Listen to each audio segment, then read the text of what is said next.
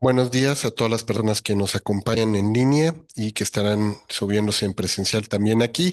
Les agradecemos su estancia. Si nos pudieran confirmar si se escucha y ve bien la presentación, quienes están ya en línea, nada más para verificarlo.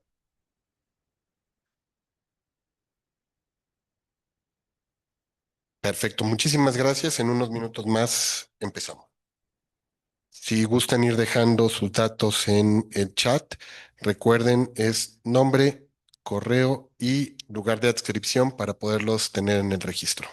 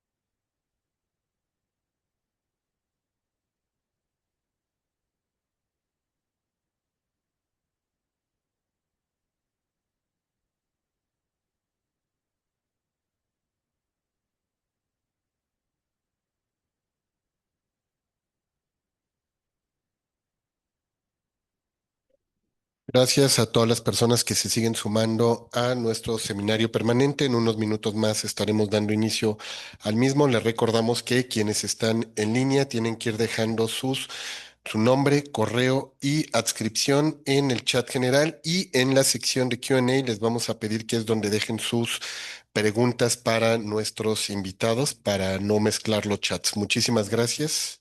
En unos minutos más iniciamos.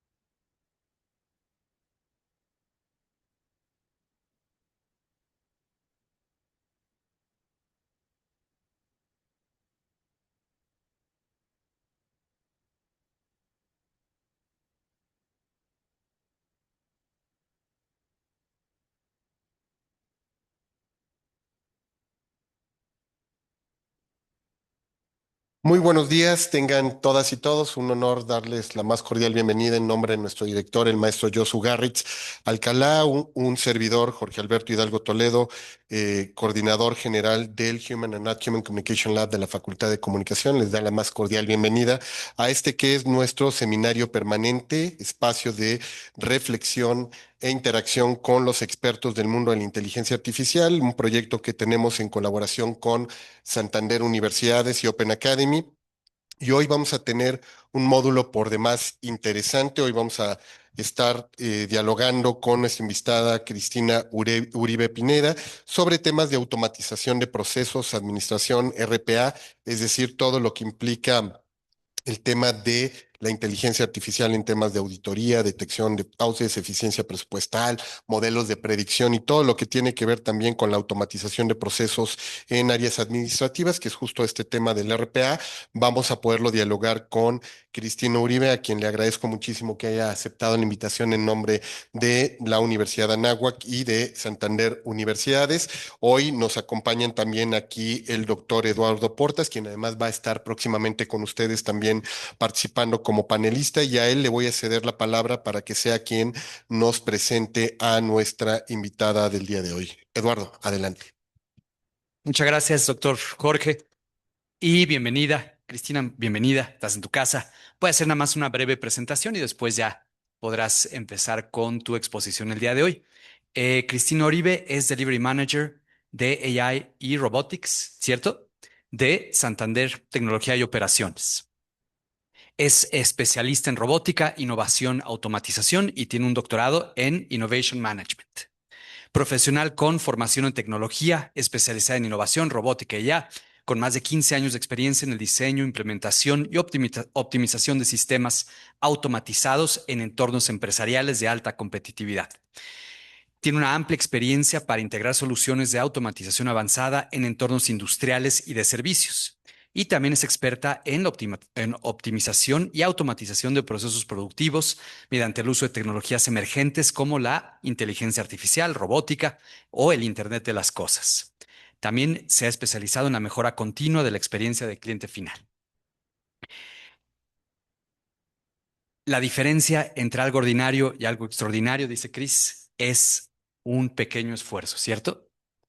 Con este preámbulo, nos encantará que nos expongas el día de hoy. Cristina, estás en tu casa. Bienvenida. Adelante. Hola, ¿qué tal? Sí, se me escucha muy bien. Muchas gracias por la invitación. Me da mucha alegría estar el día de hoy por aquí con ustedes. Algo se está diciendo, ¿no? Eh, Les agradezco muchísimo la invitación, un poco correteada la mañana del día de hoy. Este, Me vine directo de Querétaro a esta charla, entonces, bueno, venimos ya acelerados. Vamos a platicar el día de hoy un poquito sobre RPA, ¿vale? No sé si todo el mundo está familiarizado con este concepto. Robots, los robots, eso sí, ¿no? Todos hemos visto las películas de Terminator y Robocop. Bueno, esos robots no, ¿vale? Dentro del ámbito de la automatización de procesos y, bueno, la optimización, eficiencias en las organizaciones, los robots ya hace más de una década que se convirtieron en, pues, un elemento de una solución tecnológica muy importante. Pero eso ya tiene como una década, ¿vale? Entonces, esta práctica ha ido evolucionando de forma súper acelerada. Bueno, todos sabemos que ahorita estamos en el boom de la inteligencia artificial y realmente estamos en los primeritos pasos. Esto va a agarrar una velocidad impresionante. Sin embargo, me gustaría dejar por aquí una idea inicial de esta charla, que es que los robots son, digamos, el clip, el nodo con el que se puede armar un ecosistema de hiperautomatización eh, real, por decirlo de alguna forma. ¿vale? Entonces, quédense con esta idea en la mente, les voy a platicar un poquito de teoría y luego hablamos de cosas de la vida real, casos reales, cosas que hemos hecho, pues desde el delivery de inteligencia artificial y robótica en Santander, que ha sido mi casa los últimos 12 años. Entonces, un poco la hoja de ruta para no perdernos, les voy a dar una pasadita de qué es un RPA. Luego hablamos de casos e impactos de los RPAs en los entornos reales, ¿vale? Entornos organizacionales reales. Vamos a hablar también de cómo se implementa un RPA, obviamente una pincelada y desafíos y consideraciones respecto de los RPAs. Y finalmente me gustaría muchísimo que cerráramos esta conversación con el vínculo entre el RPA, el IPA y el APA, ¿vale? Entonces, acuérdense de preguntarme eso antes de que esto se termine, ¿vale? Robotic Process Automation es el significado de RPA, de estas siglas, y significa, bueno, automatización de procesos a través de robots. Pero cuando hablamos de robots, normalmente pensamos en Robocop o Terminator, y la realidad es que la automatización de los procesos, al ser los procesos algo intangible, ¿sí?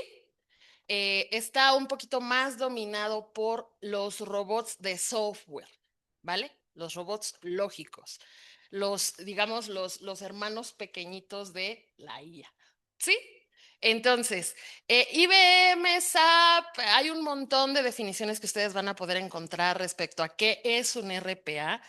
Digamos, haciendo una abstracción y reparafraseando todos estos conceptos teóricos y desde mi propia experiencia, bueno, implementando y madurando y poniendo a producir la práctica de robótica en Santander, yo podría decirles que es una técnica, ¿vale? Es una técnica de automatización para tareas manuales repetitivas de alta volumetría y que consumen una gran cantidad de horas hombre, ¿vale? Eh, con los RPAs, con los robots, mis bebés, lo que se busca es emular el comportamiento de un ser humano a través de una terminal lógica de computadora, ¿vale? Entonces ahí un poco para irnos encaminando hacia el tema, hacia el punto o la idea final que les platicaba yo al inicio. ¿Cuáles son los factores de éxito para poder poner un RP a producir? Estoy hablando obviamente de un entorno organizacional, ajá, pero digamos que estos elementos claves son permeables y son, digamos, existen en cualquier organización, pequeñita, grande, que obviamente varían en complejidad de organizaciones pequeñitas, organizaciones grandes, pero existen con toda certeza, ¿vale? Eh, Identificar y mapear tareas y procesos viables, ¿sí? Si nosotros no somos capaces de identificar un proceso, mapearlo y asegurarnos que es un proceso viable de automatizar, lo que vamos a hacer es automatizar tiradero, ¿no?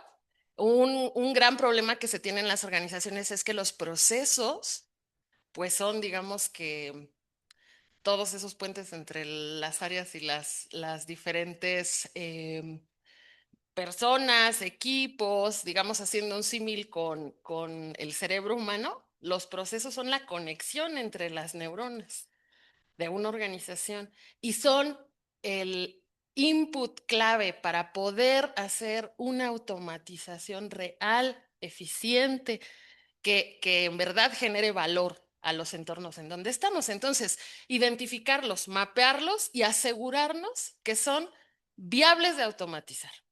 ¿Sí? Bien, la selección adecuada de la tecnología.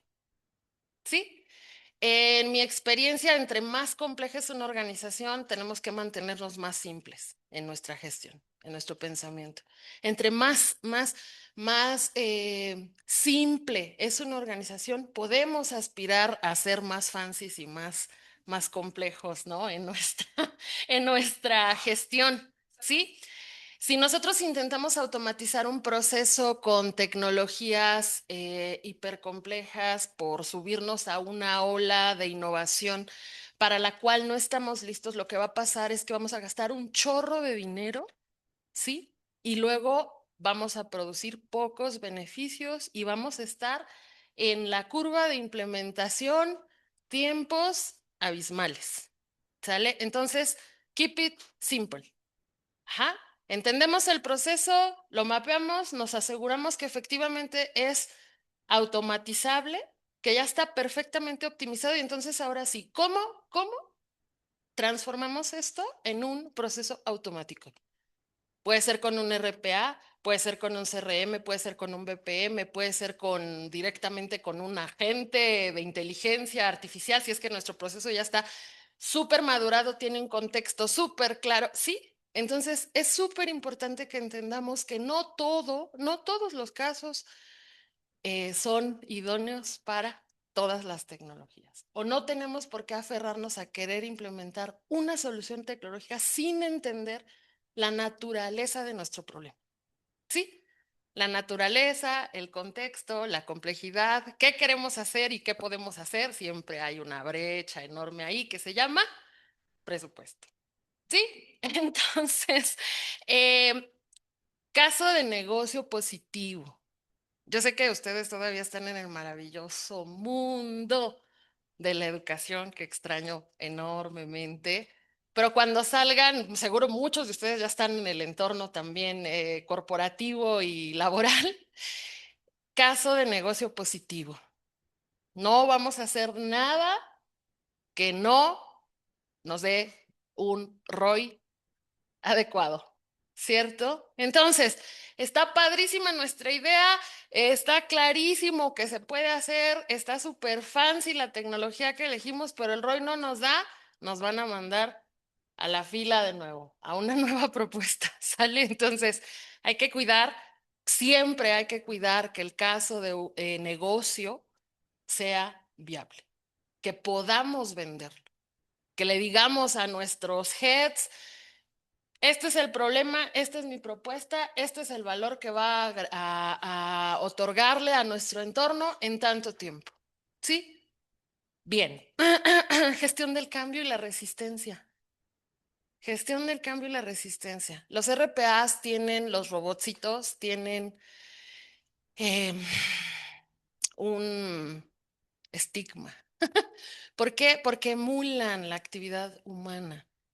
Entonces, cuando tú intentas ir a asegurarte que un proceso efectivamente es robotizable, tienes que hablar con la gente que lo ejecuta, que es la gente que conoce el proceso, que conoce los insumos, que conoce las tareas, que conoce las fuentes de datos, que te va a saber decir, esto lo hacemos así, lo hemos hecho siempre así, pero deberíamos hacerlo así, ¿sí? Entonces, el tema con los RPAs y una gran complejidad es que emula a las personas y eso normalmente genera una fuerte resistencia porque las personas más ahí. Ay, perdónenme. Me voy a apoyar aquí para que no se me olvide. ¿Así? Sí. Entonces, resistencia. Las personas nos sentimos, todos nos sentimos amenazados cuando nuestra actividad, nuestra zona de confort, nuestra seguridad económica depende de nuestro trabajo y de repente llega por ahí una Cristina Uribe a decirme, a ver, cuéntame cómo haces tu trabajo porque ahora voy a poner un robot a hacerlo. O sea, no, no.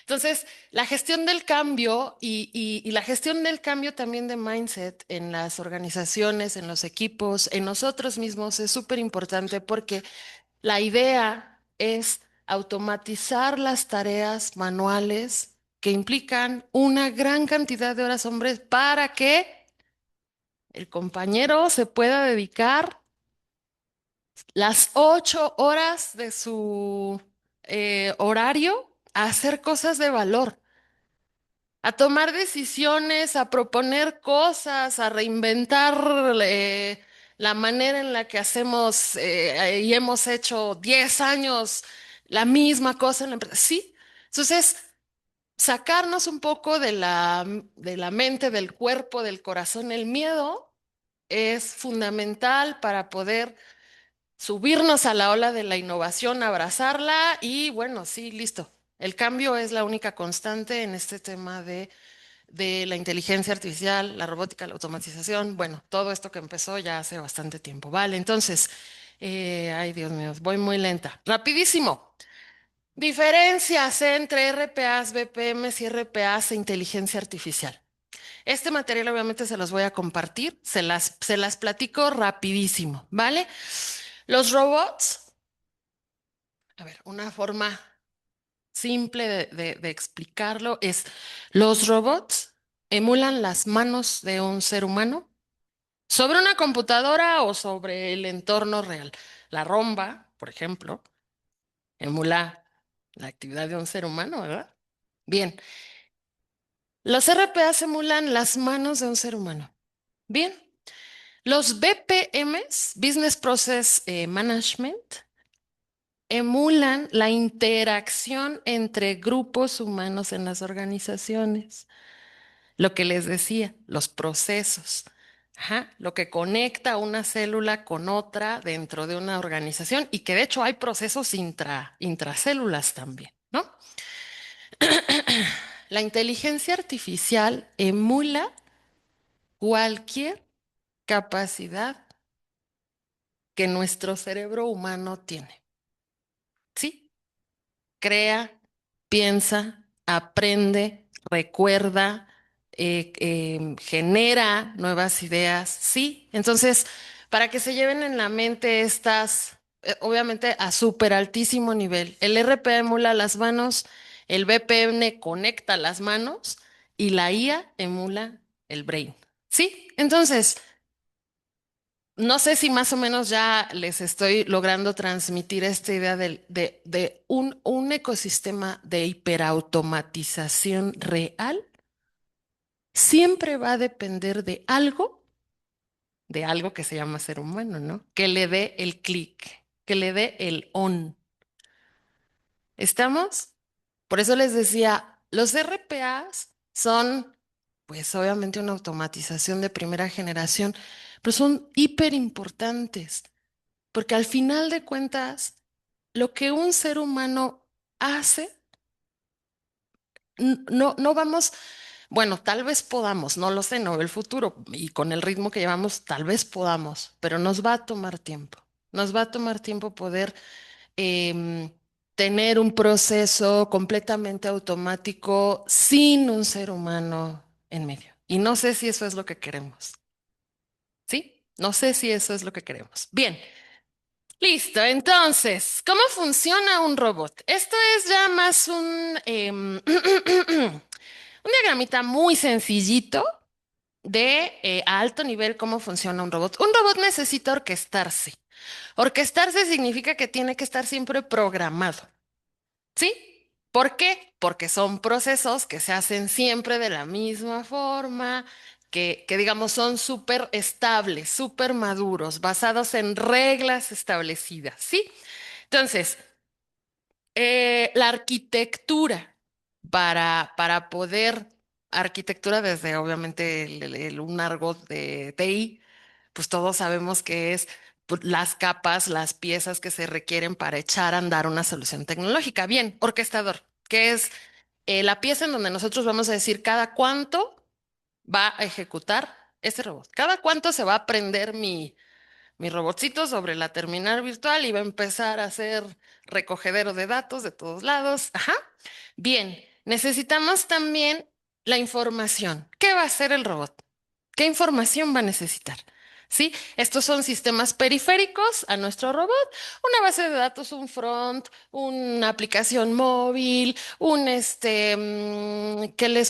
interfaces del propio Excel, un SharePoint, ¿sí? Y las integraciones, ¿hacia dónde va a entregar la salida este robot? Puede ser hacia un ser humano, puede ser que genere un reporte que tiene que mandar por correo electrónico, ¿sí? Y pues obviamente la lógica con la que lleva a cabo su set de tareitas y hace el trabajo. ¿Sale? Bien. ¿Qué puedo hacer con un robot? podemos hacer un chorro de cosas. Podemos gestionar datos, podemos procesar documentos, podemos integrar sistemas con un robot, podemos hacer gestión de tickets, podemos hacer conciliación de información, gestión de tiempos, gestión de comunicaciones y podemos hacer gestión de gobierno, compliance y auditoría. Todo esto que les estoy platicando son cosas que hacemos hoy día en mi casa, Santander, México, con robots. Hoy día tenemos alrededor de 400 robots operando diariamente 7 por 24. ¿Vale? Entonces, casos de éxito e impacto, porque bueno, Santander no es el ombligo del universo. Para mí sí, pero no para todo el mundo. Entonces, otras casas han hecho cosas súper interesantes con los robots, como por ejemplo DHL, logró la gestión de sus inventarios y el seguimiento de sus paquetes, automatizando partes de sus procesos con RPAs y redujo el 30% de sus costos operativos. Un ROI clarísimo, ¿no? Vodafone gestionó las peticiones de soporte TI y solicitudes internas, logrando una eficiencia en tiempos del 25% en la resolución de sus incidencias, que es un montón, ¿eh? General Electric automatizó parte de su proceso de conciliaciones contables y facturas, haciendo una reducción del 50% en el tiempo de procesamientos de factura y logrando un 30% de eficiencia operativa, tocando estos dos procesos. Entonces, o sea, les recuerdo, hay que ser quirúrgicos, o sea, tampoco podemos automatizarlo todo. Hay que ser quirúrgicos en la selección de los procesos que efectivamente nos van a dar un business case positivo, ¿vale? US Bank, procesamiento de préstamos hipotecarios, reduciendo el 60% del tiempo en el que se gestionaba un crédito. Eso es una mejora, pero invaluable cara a la percepción que los clientes pueden tener de una institución financiera. ¿Vale? Ay, me distraje, perdónenme. Implementación de un RPA, el ABC de la implementación, ¿vale? Ya dijimos, identificamos las tareas. Obviamente tenemos que involucrar a todos los equipos relevantes relacionados con ese proceso de cara a tener una gestión del cambio adecuada. Tenemos que tener la mente siempre abierta para escuchar a los expertos en esos procesos. Tenemos que ser muy efectivos a la hora de seleccionar la herramienta con la que vamos a hacer la implementación. Y ahorita les voy a platicar por qué. Obviamente tenemos que construir nuestro RPA. Ajá. Tenemos que echarlo a probar junto con nuestros usuarios, dueños de ese proceso actual, para saber si efectivamente estamos logrando capturar la expectativa, o sea, el resultado deseado respecto de el Happy Path, ¿sí? Normalmente lo que nos pasa es que automatizamos un Happy Path y luego nos vamos encontrando en la periferia un montón de escenarios que no salieron ni siquiera en la fase de pruebas, ¿sale? Entonces, hay que echarlo a andar y hay que probar con el negocio hasta que digamos, sí, ya, perfecto, está completo. Y eso, si fuimos efectivos a la hora de seleccionar el proceso, de escuchar a todo el mundo, de involucrar a todo el mundo y de desarrollar con base en este diseño, debería ser no tan doloroso. ¿Sí? Ok. Y luego integrar.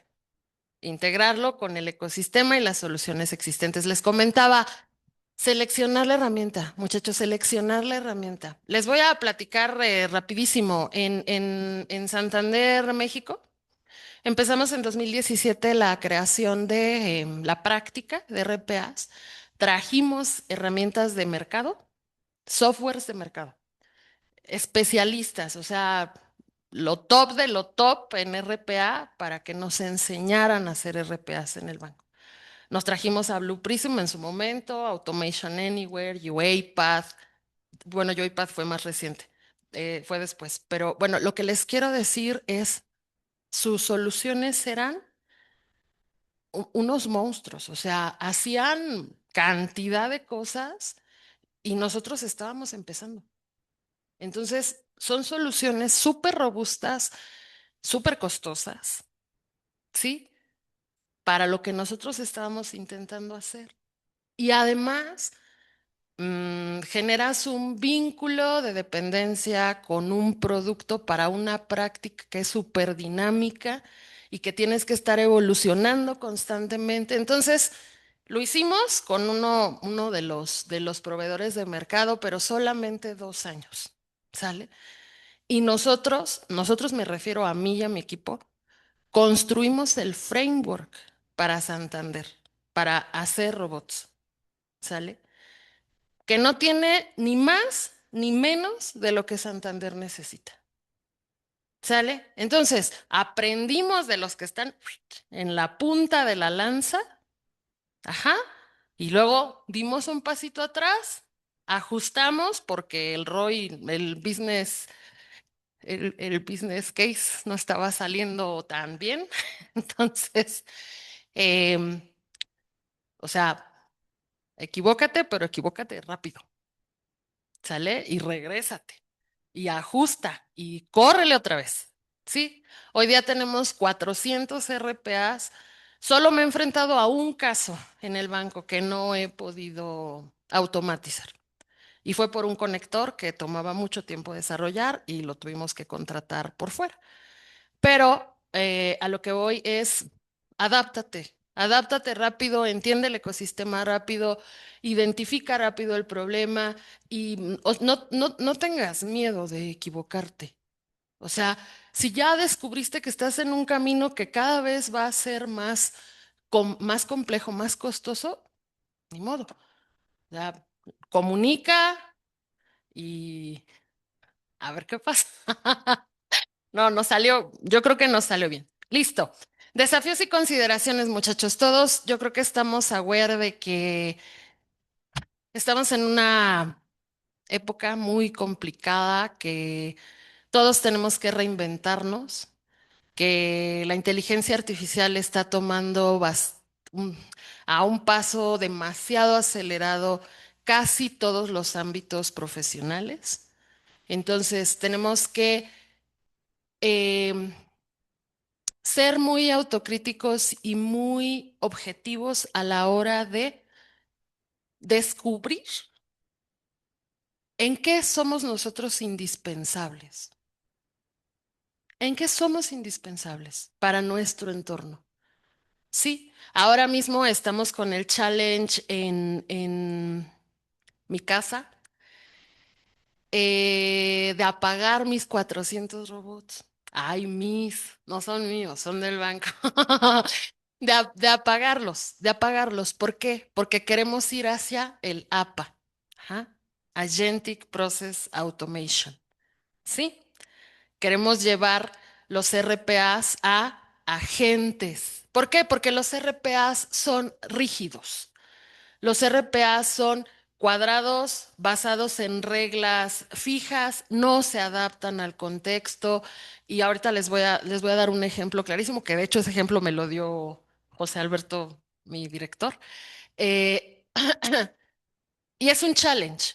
Es un challenge porque esos RPAs han sido el trabajo de los últimos 5 años, pero se tienen que reinventar. O sea, porque de otra forma dejan de cumplir con el objetivo para el que fueron creados.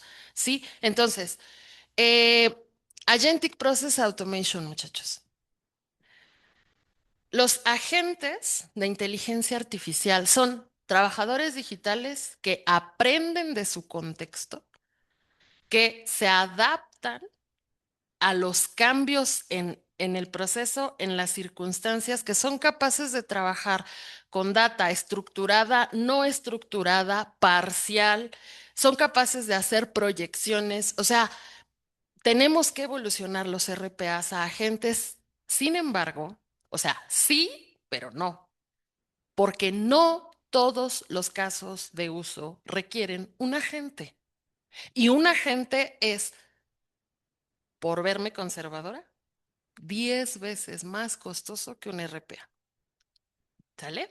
Entonces, si lo que yo necesito es llevar un documento de un SharePoint a otro destino, cruzarlo contra dos fuentes de datos adicionales y aplicarle un set de reglas que no va a cambiar a menos que cambie la ley, entonces, ¿lo convierto en un agente o no? No, suena que no valdría la pena, ¿cierto? Otra vez, o sea, siempre tenemos que tener en la mente, keep it simple, keep it simple, tan simple como te funcione. Ya saben, obviamente todos, el marco de trabajo ágil, el MVP, hay que sacar rapidísimo a la producción, ¿sí? Entonces, bien, les voy a contar un caso rapidísimo y ustedes me dicen si esto es un RPA o es un agente. ¿Va? Es un banco español hipotético, ¿sale? Automatización de la gestión de reclamaciones por montos no reconocidos. A todos nos ha pasado que nos cae un cargo que no hicimos nosotros, ¿no? Bien. Industria, sector financiero. Problema, tiempo de respuesta de la reclamación de hasta 72 horas. Ajá. Daño reputacional y experiencia del cliente degradada por no recibir abono inmediato del dinero que él no gastó. ¿Sí? Es el único banco del top 5 con un tiempo de respuesta tan alto y esto significa que no es competitivo. ¿Sí? Solución. Implementamos un RPA para automatizar tareas de análisis de datos relativos a la reclamación creada en el sistema legado mediante la aplicación de reglas específicas para determinar la viabilidad del abono por reclamación y su aplicación operativa tanto en tarjeta de débito como en tarjeta de crédito. ¿Es un RPA o un agente? Hoy día es un RPA. Tienes 10. Hoy día es un RPA. Este es un caso de 2020. ¿Sale? 2020. Ajá. Pusimos el RPA, redujimos, le contestamos al cliente en 5 minutos desde 2020 con un RPA. Bueno, un RPA, tototote, pero sí. Mejoramos la precisión de la información y la velocidad de respuesta e incrementamos la satisfacción del cliente respecto a este servicio en 300%. Pero muchachos, esto es una solución de 2020. 5 minutos ahorita ya es muchísimo tiempo. Demasiado, demasiado tiempo. Entonces, este robo es un RPA. Nació como un RPA. Hizo sentido en su momento que fuese un RPA. Hoy día está en transformación hacia gente. ¿Vale? Bien. Entonces, ya.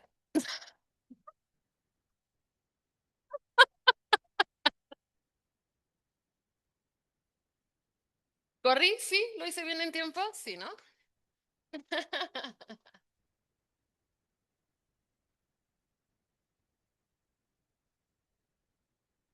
Corriste tan rápido que no nos diste tiempo de incluso avisarles a los que ya estaban en línea que fueran preparando sus preguntas. Pero bueno, vamos a pasar a la sesión de preguntas y respuestas. Ahorita vamos a seguramente seguir interactuando con nuestra invitada Cristina Uribe, pero voy a cederle la palabra en este caso, a Michelle Jara, que en representación de nuestros alumnos, profesores y asistentes trae una serie de preguntas que vamos a leer y posteriormente vamos a dar pie a que la gente que está conectada ahorita también ahí en el chat, tanto en el chat como en la sección de Q&A, nos vayan dejando sus preguntas para que podamos pasar a su lectura. Adelante. Excelente. Espero poder responder todo. Claro que sí, muchas gracias. Primero que nada, nos gustaría agradecer sinceramente a Cristina Uribe por su valiosa ponencia sobre automatización de procesos administrativos.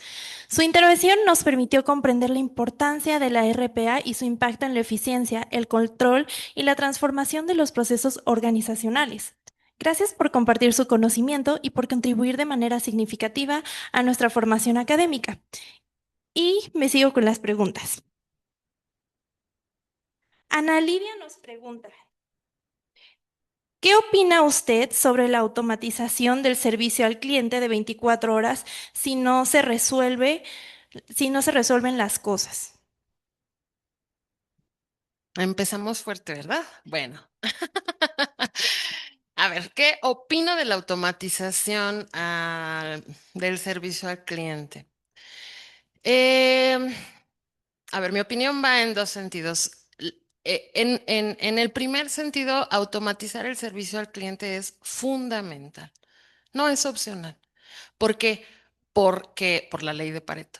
O sea, tenemos un volumen alto de casos que se pueden resolver de manera súper eficiente con un servicio automatizado y bueno, digamos, nos genera cierto nivel de satisfacción en nuestros clientes y luego tenemos un volumen bajo de casos que no van a ser completamente resueltos por un proceso automatizado. Entonces, eh, estoy convencida de que el servicio al cliente 100% automatizado siempre va a tener una mejora o un sesgo o una parte de ese servicio que el cliente va a seguir demandando una interacción humana, ¿sí? Porque se requiere. Creo que automatizar el servicio al cliente no es opcional, es fundamental para resolver el grueso de las necesidades de nuestro cliente y luego mantener un servicio pues abierto o opciones de servicio personal abierta a los clientes, pues también es otra necesidad porque no habrá casos que no logremos resolver al 100% con el proceso automatizado. O sea, creo que hay que siempre mantener ese canal para que nuestros clientes no se sientan, pues, digamos, atendidos con frialdad o sin la cercanía con el banco. Muchas gracias. José pregunta, en la Fiscalía de la Ciudad de México aún usamos bitácoras físicas. ¿Cómo podemos dia- ¿cómo podemos diagnosticar que ya está listo un proceso o robot para desprendernos del papel?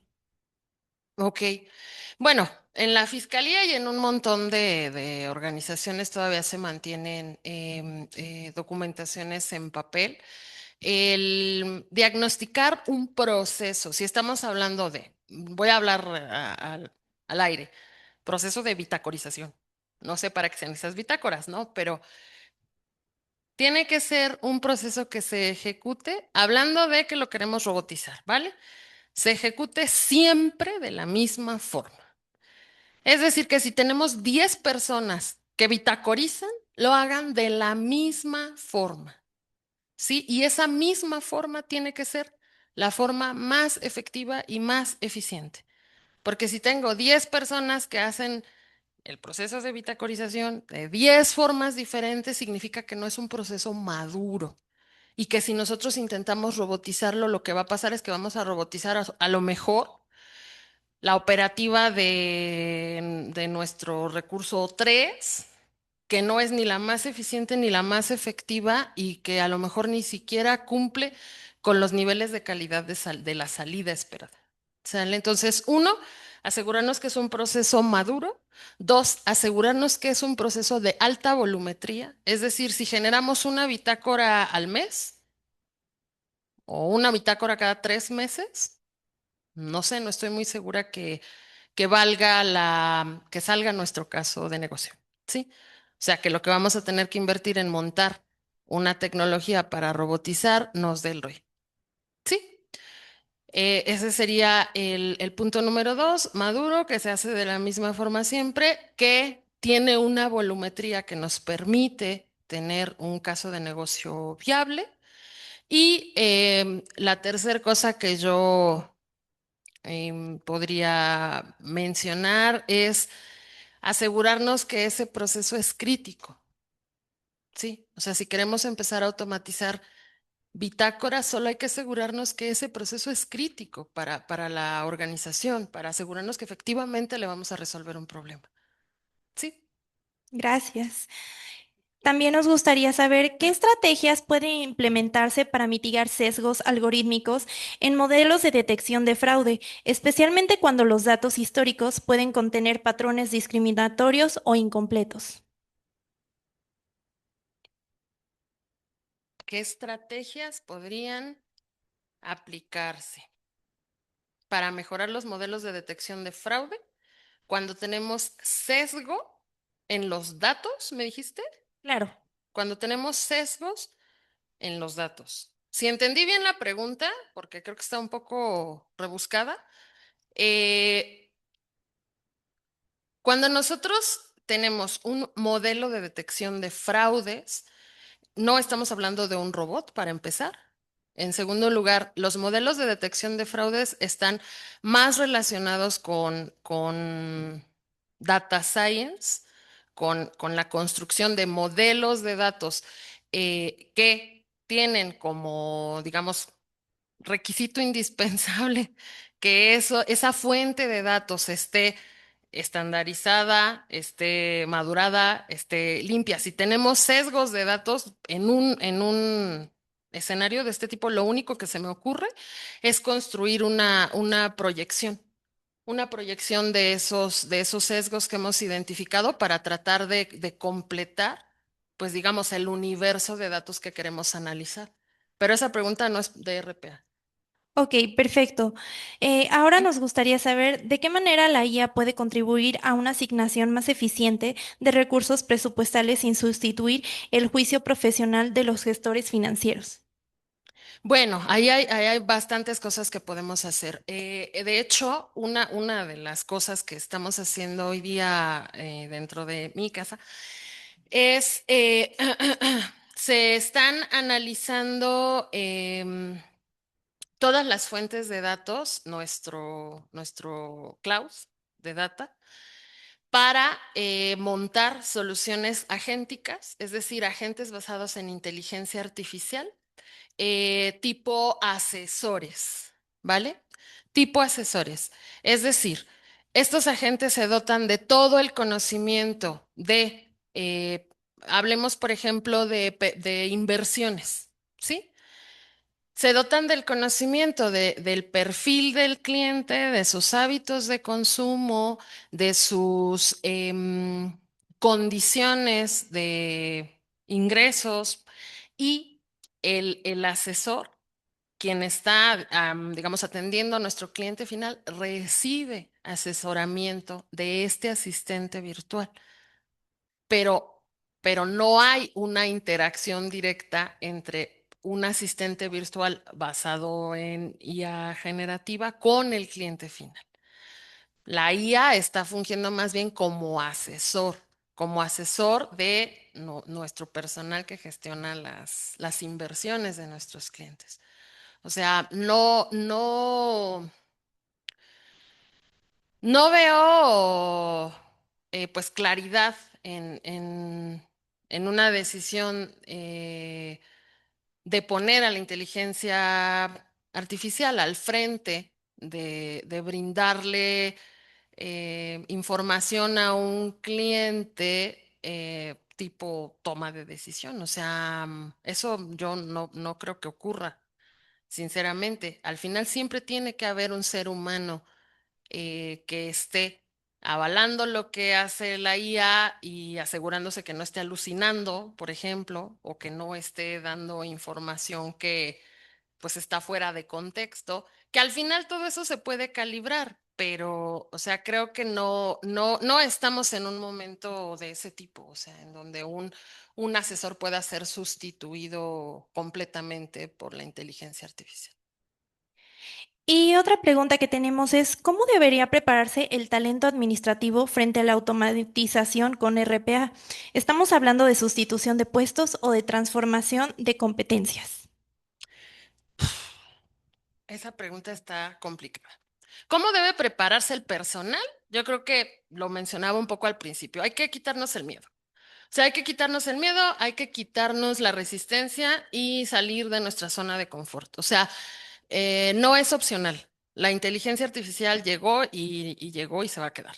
¿Sale? Entonces creo que tenemos que eso, ser autocríticos, objetivos, en qué soy indispensable.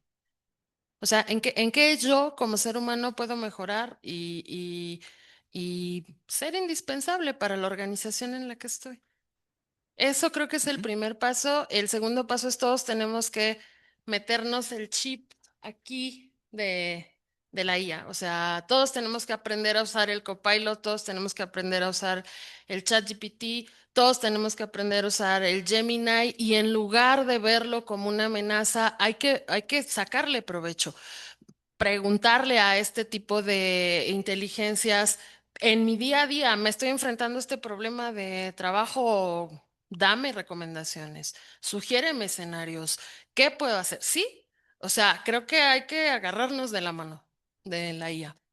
Y también creo que em, el último punto que mencionaban de la pregunta es muy interesante, o sea, se trata de una sustitución o de una renovación, depende.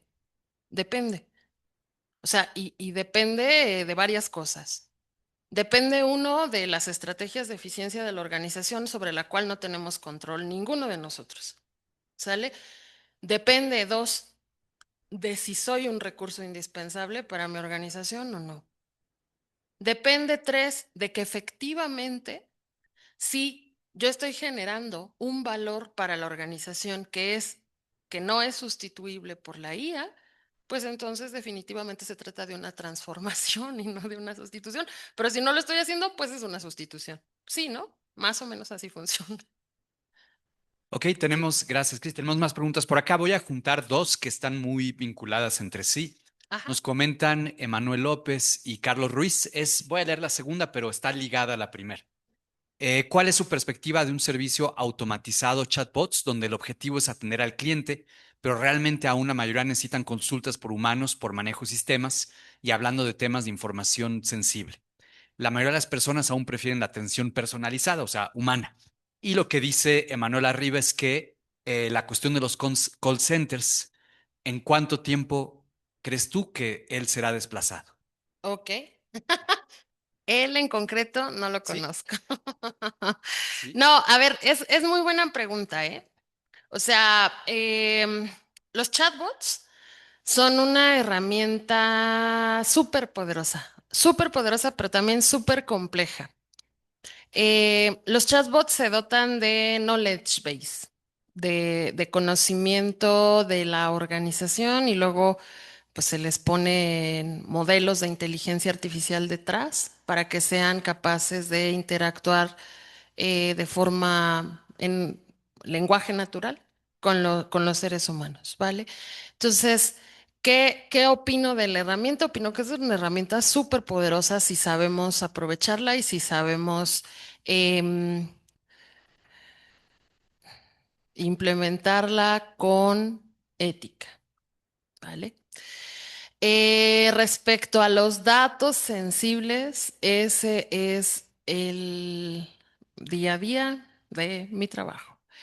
La implementación de un chatbot y el manejo de los datos sensibles pasa por un montón de dimensiones que tienen que ver con el manejo de la seguridad desde la capa de infraestructura, cumplimiento de protocolos de seguridad, resguardo, segregación de perfiles, este, tokenizaciones, claves, etcétera, todo lo que tiene que ver con infra, hasta aprobaciones de reguladores nacionales respecto de la revisión del modelo de datos, de la encriptación de estos datos y pasa también por los mecanismos de aseguramiento del uso de estos modelos de inteligencia artificial, como los guardarraíles, por ejemplo, que son configuraciones que le tienes que poner a estos modelos para que no se salgan de una conducta esperada. ¿Sale? Em, Obviamente, y lo mencioné al principio, o sea, estoy siendo muy conservadora porque todo esto es nuevo para todos. Entonces, sabemos lo que sabemos, pero no sabemos lo que no sabemos. Entonces, este, claro, todo esto que yo les estoy platicando es lo que sabemos. Es lo que sabemos hoy día hacer para asegurar los datos que se están compartiendo con la IA. ¿Sí? pero la IA está evolucionando súper rápido. O sea, creo que es una pregunta que tiene respuestas que van a cambiar todos los días. Respecto a call centers y chatbots, la mala noticia es que no es mala noticia, es buena. O sea, la actividad de un agente de contact center es idónea para la construcción de agentes. Entonces, nosotros ya estamos construyendo agentes para hibridar la fuerza de trabajo, o sea, tener personas y tener agentes. ¿Por qué? Porque los agentes tienen que aprender. Entonces, yo no veo en el plazo inmediato una sustitución. Al contrario, creo que vamos a entrar en una ola, en una etapa de convivencia, hasta que descubramos si efectivamente un agente puede dar un servicio completo y quizás descubramos que no. Quizás descubramos que hay que mantener células.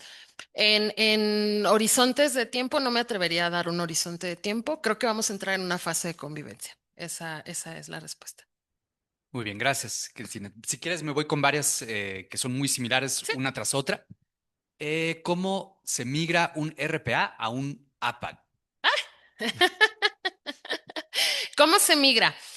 A ver, el RPA, ya se los platicaba un poquito en la charla, está basado en una definición estructurada, ¿sí? Para construir un RPA necesitamos decir paso 1, paso 2, paso 3, paso 4, paso 5 y hasta el 100. Ajá. Y luego necesitamos decirle, tu input 1 es con esta layout. Tu input 2 es tu salida es O sea, el RPA es muy estructurado. Para construir un RPA tenemos un mapita, pero completito. ¿Sí? Para transformar un RPA en un agente, lo que hace falta es el contexto. ¿Sí? Un agente necesita contexto. Ajá. A un RPA yo le digo, tú ejecutas estos 10 pasos y no importa si esos 10 pasos son de dos roles distintos, ¿sí? No importa si los primeros 5 pasos son de un contador y los últimos 5 pasos son de un arquitecto. El RPA los va a ejecutar completitos. Ajá. El agente funciona diferente. El agente toma un rol. ¿Sí? Para poder yo migrar este RPA disparatado, que obviamente no existe, pero lo estoy poniendo como ejemplo, yo tendría que construir dos agentes.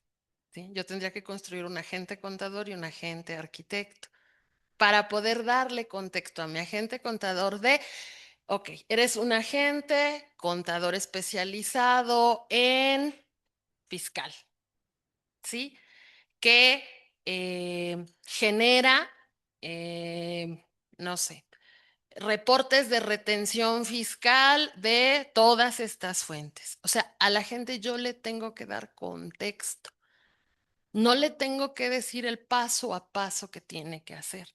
Le tengo que dar contexto y decirle lo que quiero que haga.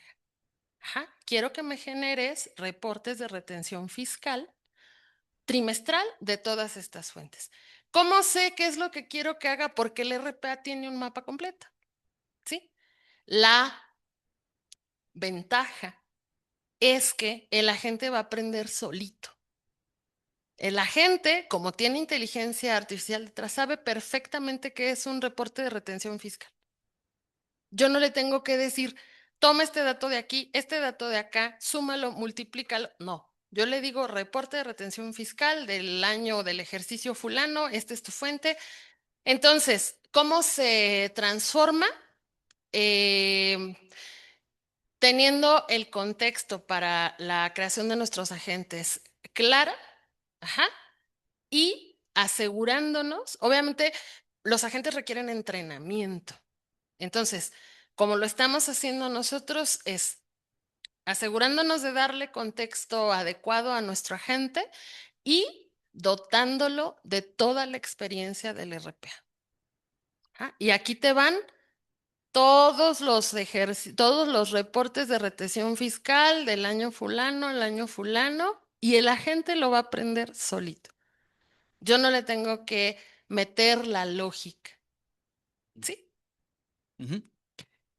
Muy ligado, bueno, tú nos dirás ahorita, pero creo que está ligado con la evolución de las herramientas de RPA y su integración con inteligencia artificial. Nos comenta Enoch, ¿cómo visualiza el rol del administrador en los próximos años? Del administrador, o sea, se refiere a las áreas administrativas, ¿no? O al administrador de los RPAs, ¿a mí?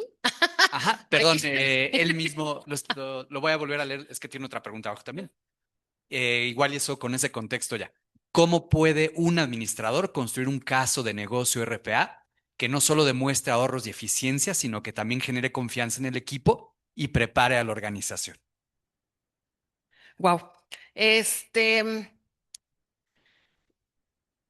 ¿Cómo puede un administrador construir un caso de negocio?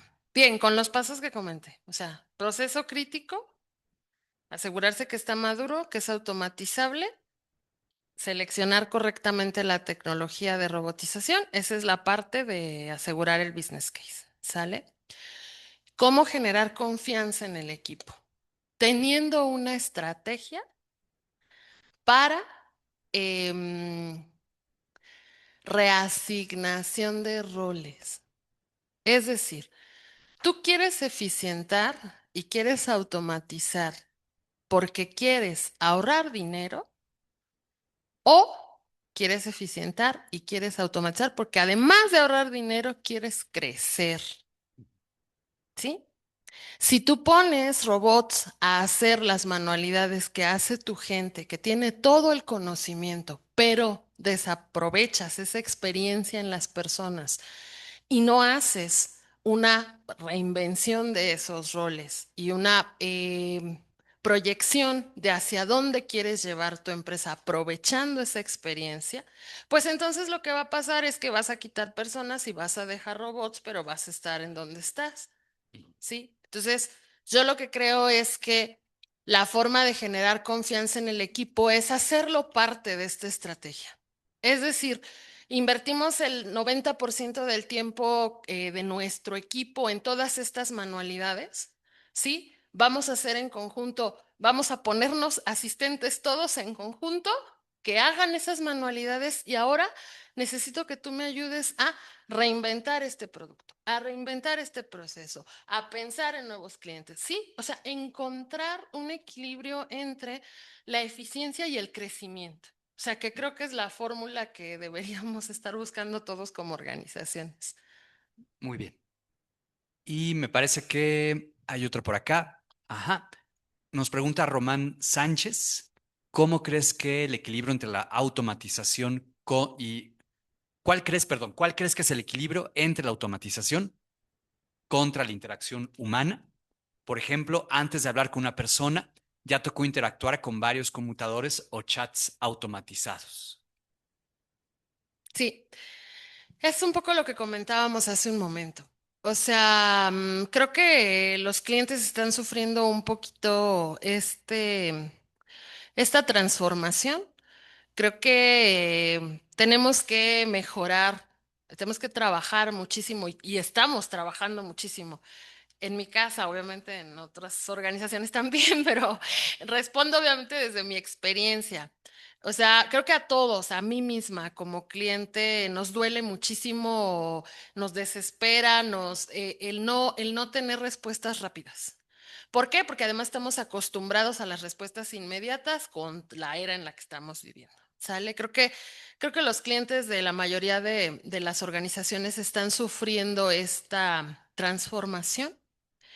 Creo que tenemos que ser más veloces en encontrar los mecanismos para darle respuestas al cliente de forma inmediata y sin afán de pecar, de estar hablando solo de mi casa. Sí quiero compartirles que, por ejemplo, en este tema de los chatbots, Estamos evolucionando el chatbot, que ya está obviamente productivo en la aplicación.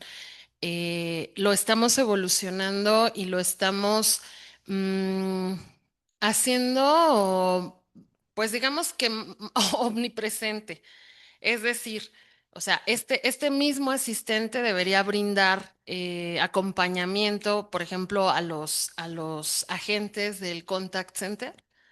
Sí, estamos generando un ave para los agentes del contact center, para ir hacia donde les comentaba, o sea, esta fase de convivencia en donde ya sea por un canal o por el otro, el cliente pueda obtener la respuesta que está buscando. No, sinceramente, no creo que nos podemos sacar de en medio esta fase de transformación y llegar al Edén de la innovación sin pasar por el camino. O sea, también soy cliente, insisto, o sea, creo que estamos sufriendo en este interín, pero creo que es parte de el llegar hacia donde estamos yendo.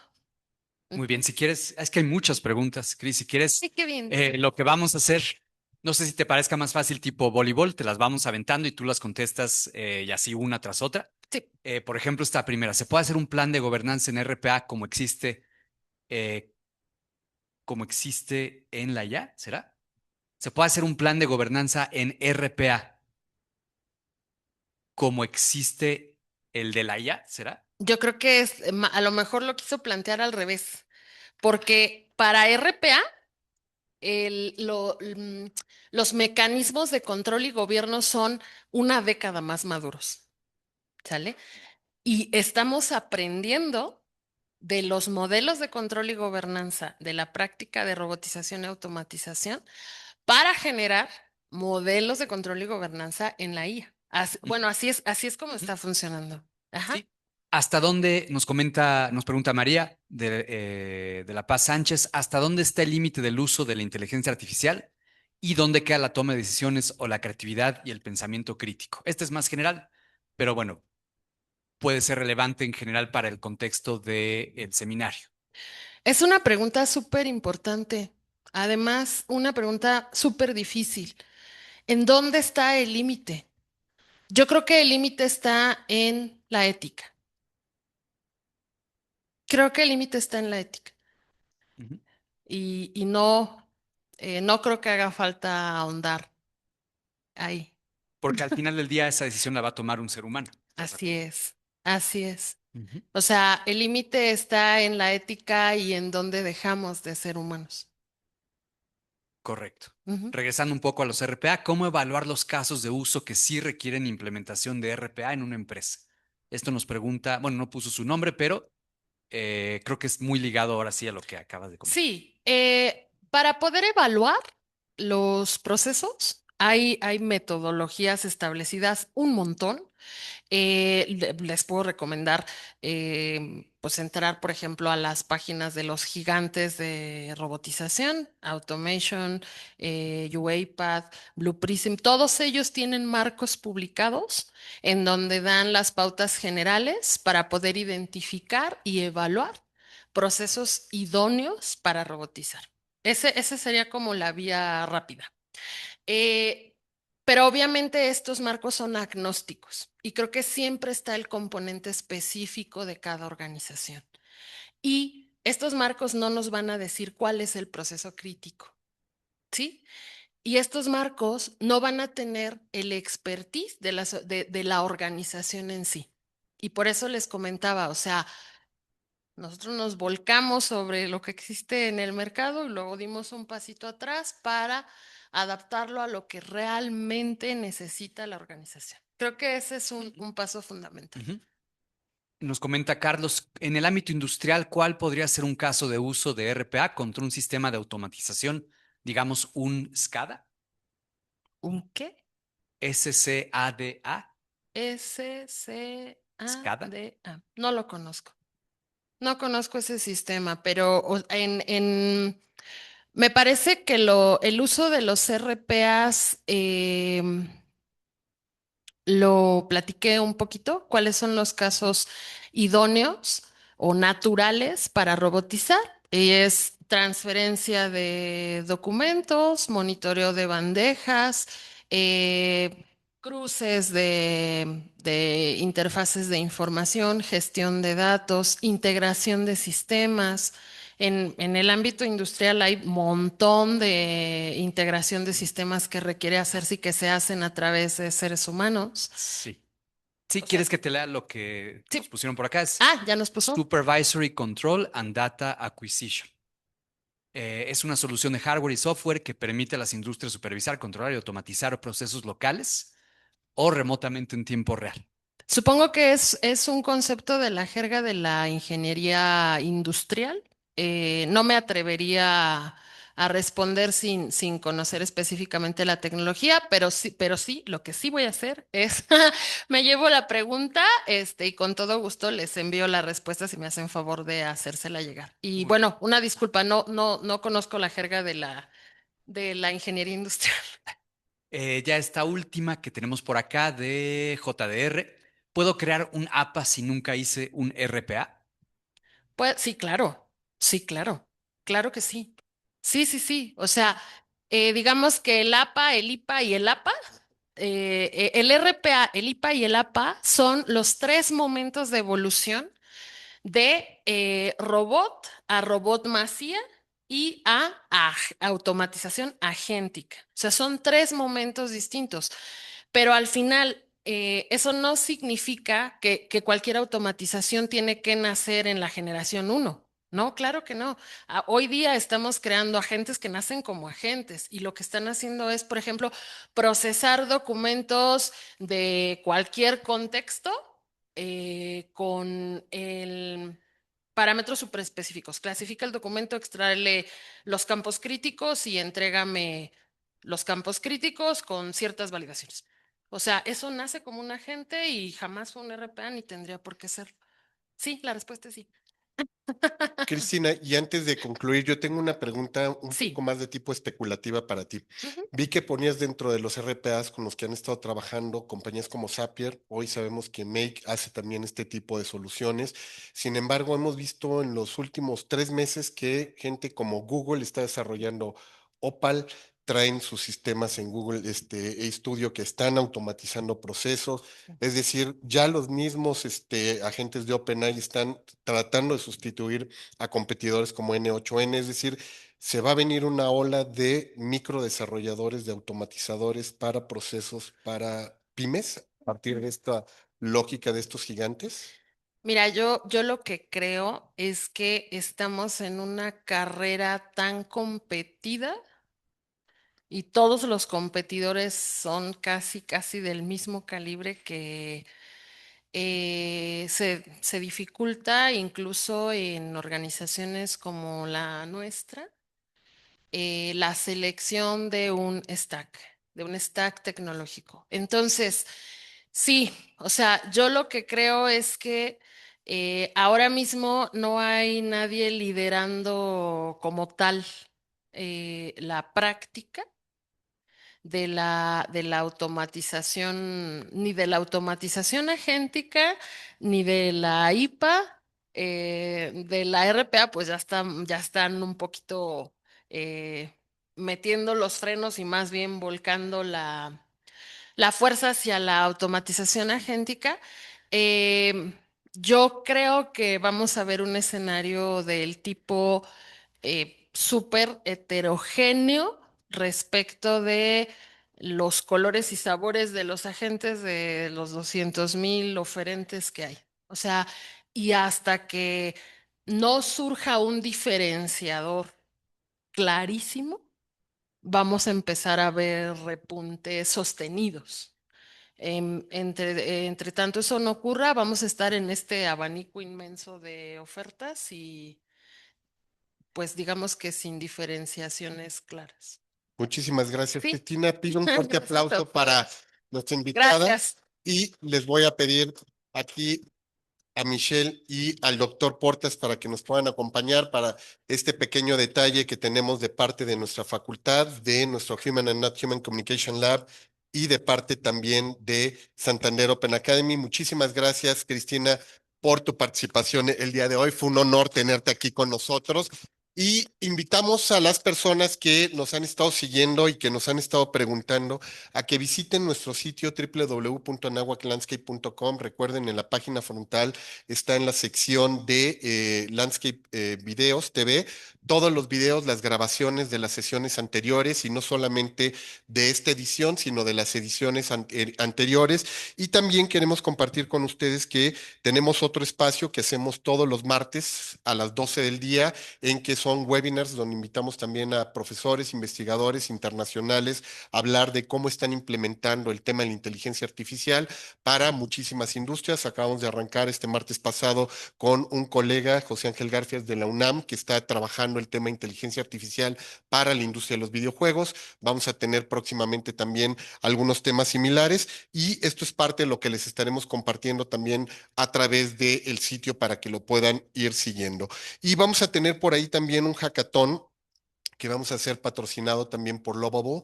Nos van a dar la gente de Lovable también créditos para que quienes quieran participar en este hackathon, donde vamos a estar desarrollando sistemas de automatización, páginas web, implementación de robots para muchísimos sectores, sobre todo con el fin de poder impulsar lo que nosotros llamamos el AI for Good, es decir, utilizar la inteligencia artificial para la transformación social. Nos estarán apoyando, dando créditos para que puedan hacer su primer gran desarrollo de manera gratuita con el apoyo de Lovable. Así es que síguenos para que vean cuándo vamos a estar haciendo este hackathon, para que quienes estén interesados puedan venir. Ese día vamos a tener toda una jornada de desarrollo aquí dentro de la universidad. Así es que solamente para quienes están preguntando, ahí en línea, lo vamos a mandar a través de las cuentas de correos para que estén informados qué día, en qué momento vamos a tener el hackathon y cómo poder hacer uso de los créditos que vamos a tener cortesía de Lovable. Muchísimas gracias, que tengan un excelente fin de semana.